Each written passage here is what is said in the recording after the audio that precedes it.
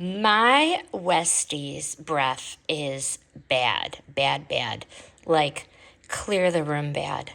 I needed something easy that didn't involve chasing her around with a toothbrush. And these felt like a low effort place to start.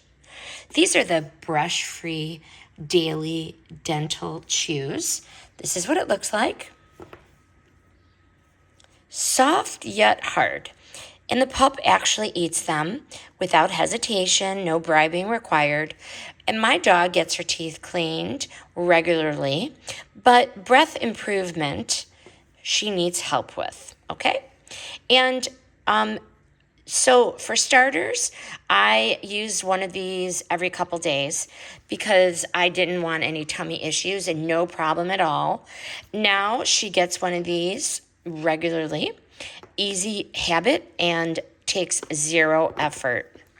The final verdict on my testing here, a solid pick for everyday breath control in between those dental cleans. I like that there's 30 daily chews in here, and it says here for all dogs, so I'm assuming it's for all dog sizes. And so if your dog doesn't tolerate brushing, this may be a good option.